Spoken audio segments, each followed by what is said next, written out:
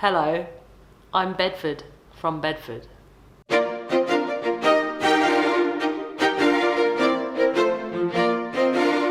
I'm stepping in for Carla today. You might have noticed. I know, we look quite similar.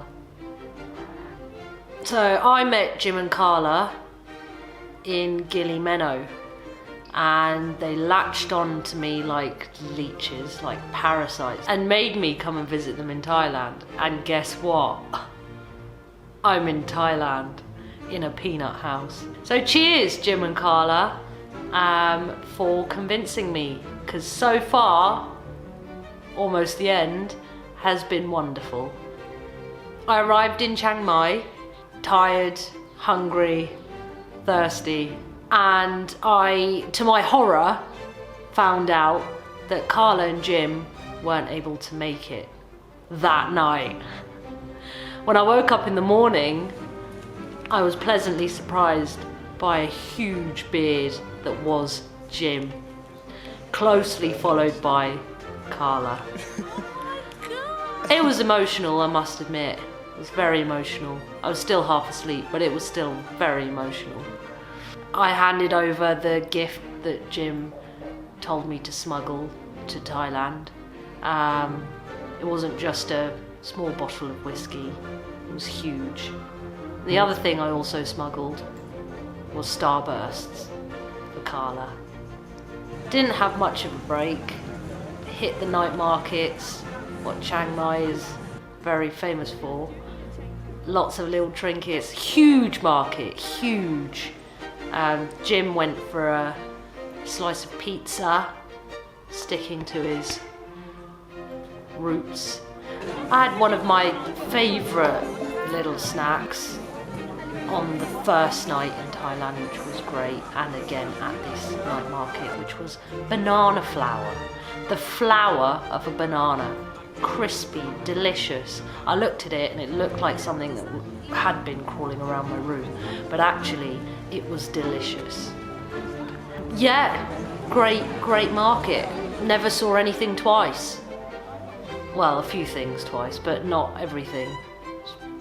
Spot on. The mosquitoes were the size of my fists though.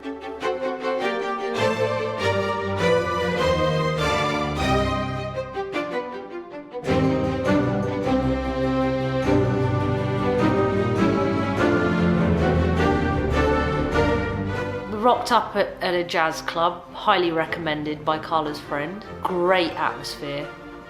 Questionable start though, because it just sounded like noise when they were all trying to get together and do jazz things. Eventually it turned into music. And then our own Jimbo grabs a guitar and starts playing.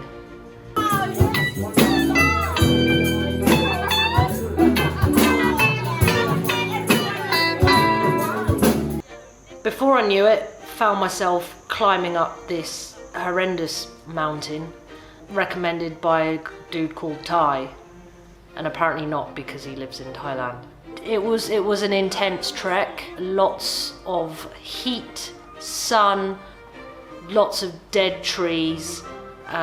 Heat was just bouncing off the ground and into our faces. I was having a good time personally, but I don't think Jim and Carla were. So we stopped off for a coffee break, and we saw this huge swinging vine-like plant.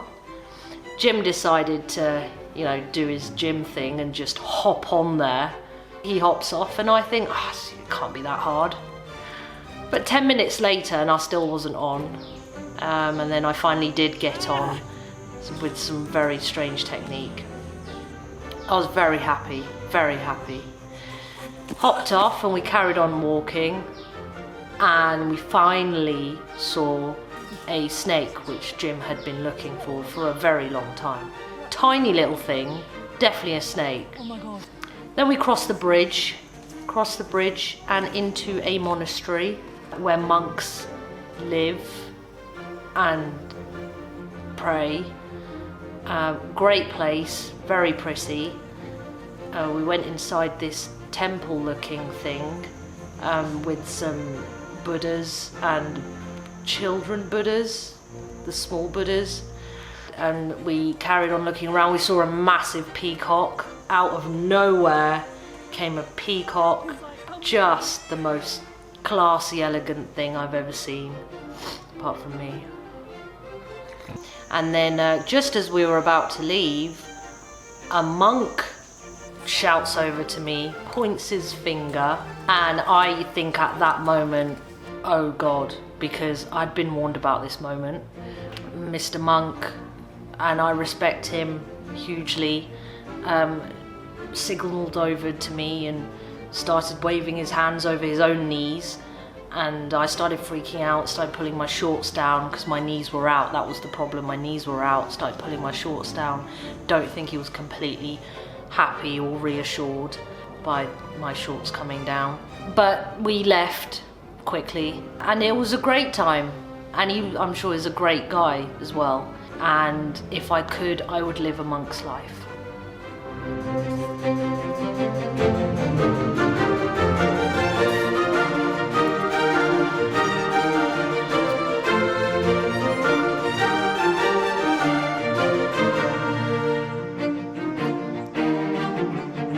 So we arrived in Pai. Somehow none of us had vomited after 762 turns in the road.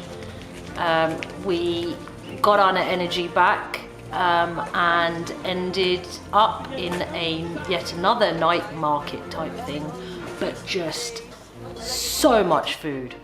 All food in your face. Every stall was food. Delicious food. Vegan food. Such variety for vegans, was just lovely. And then we slipped down a little side alley, saw some more crazy stuff, but what was most crazy was a glass of wine for 80 baht.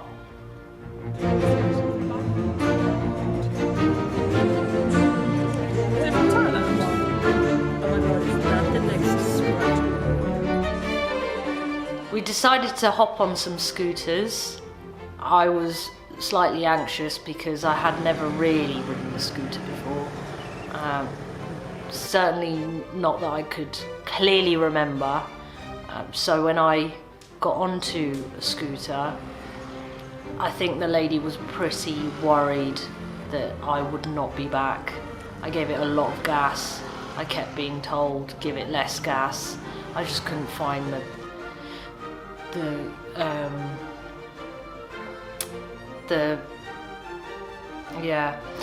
so that was a lot of fun, just getting to know that. Haven't looked back since. Just a great experience.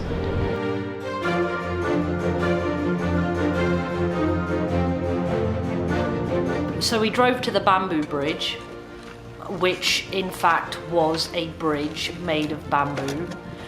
Went for what looked like miles, and again, sadly, it looked a bit dry, but beautiful nonetheless. And also ahead of us was just what looked like rice fields, buffalo, and yeah, very impressive because they'd created this structure out of what looked like 99% bamboo.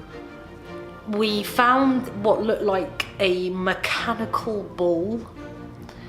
Scared the big Jesus out of us, I must admit. Carla jumped right on. Didn't quite believe me when I said that you can rock it back and forth. And when she did rock it, with me on the back, I'll add, scared the crap out of us. It was a horrendous looking buffalo.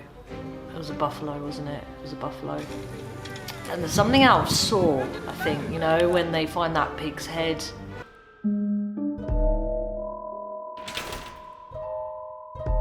It was a bit like that, but a lot of fun. So we jumped off that, did a little archery.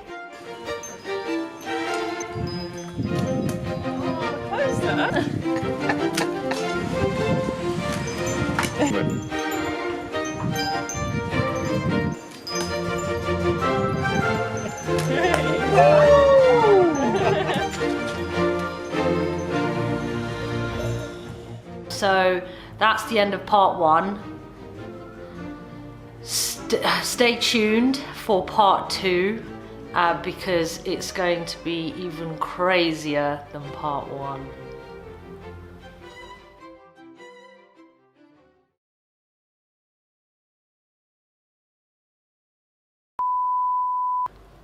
Hello. I'm Bedford. Oh, for fuck. Behind the bar was what I thought was a boy lady. Also, you can find out more in the link below. We saw a snake.